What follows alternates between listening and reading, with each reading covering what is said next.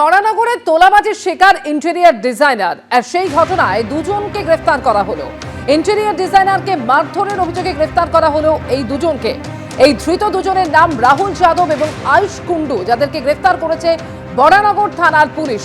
ওই interior designer তার অভিযোগ এবং সেই অভিযোগের প্রেক্ষিতে দুজনকে গ্রেফতার করা হলো। সুদীপ্ত ঘোষ তিনি অভিযোগ করেছিলেন যে ক্লাবে ডেকে নিয়ে গিয়ে তাকে মারধর করা হয় এবং অভিযোগ তোলেন তৃণমূল নেতার বিরুদ্ধে।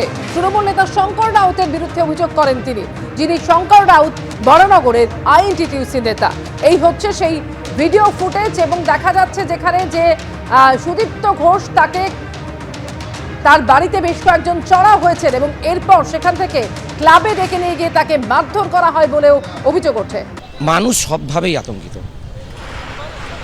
আমাদের এইখানে প্রচুর হয়, কেউ ফ্রন্টে আসে, আমি ওই অবস্থায় ওখান থেকে পিঠে ব্যথা নিয়ে, আমার হাতে প্লেট আছে, আমার হাতে পড়ে গেছিলাম, প্লেট আছে, আমি বাইক চালাতে পারি না।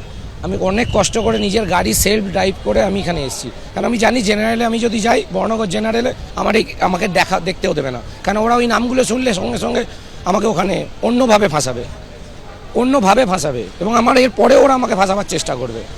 তার জন্য আমি আজকে বলেছি, আজকে আমি লড়ে শেষ দেখে ছাড়বো। অলরেডি বরানগর থানা থেকেও আমাকে বারবার ফোন করা হচ্ছে যে আপনি ফোনটা ধরুন, কোথায় আছেন বলুন, আমরা সেখানে যাচ্ছি। মানে ওখান থেকেও প্রভোকের চেষ্টা চলছে। আমি কাজটা করে পয়সা পাচ্ছি না, সেটা বলতে গেছি, প্রতিবাদ করেছি।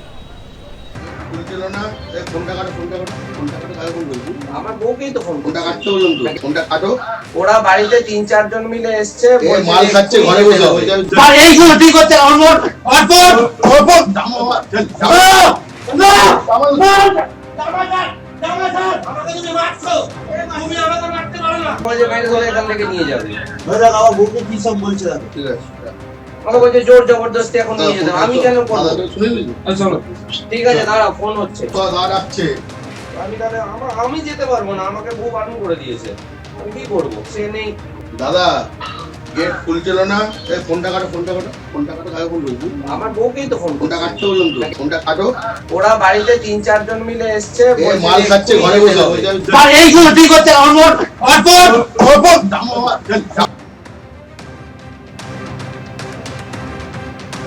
এই মুহূর্তে সমীরণ পাল আমাদের সঙ্গে টেলিফোনে রয়েছেন। সমীরণ, ইন্টেরিয়ার ডিজাইনার তাকে মারধর করা হয় বলে অভিযোগ, শঙ্কর রাউতের বিরুদ্ধেও তিনি অভিযোগ করছেন, কিন্তু এখনো পর্যন্ত দুজনকে গ্রেফতার করা হয়েছে।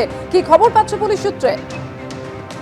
দেখো অমৃতা, তোমাকে প্রথমে বলি যে ব্যারাকপুর কমিশনারেট সূত্রে এই ঘটনার জন্য স্পষ্ট করে বলে দেওয়া হয়েছে ঘটনার সঙ্গে যারা যারা যুক্ত তাদের প্রত্যেককে গ্রেপ্তার করা হবে, কাউকে রেয়াত করা হবে না। অর্থাৎ পরিষ্কার পুলিশের পক্ষ থেকে ইঙ্গিত দেওয়া হচ্ছে, অর্থাৎ যার বিরুদ্ধে অভিযোগ প্রধান অভিযুক্ত আইএনটিটিউসি নেতা শঙ্কর রাউত, সেই শঙ্কর রাউত সহ একাধিক নামে থানায় অভিযোগ দেওয়া রয়েছে। সেই অভিযোগের ভিত্তিতে তদন্ত করছে বরানগর থানার পুলিশ।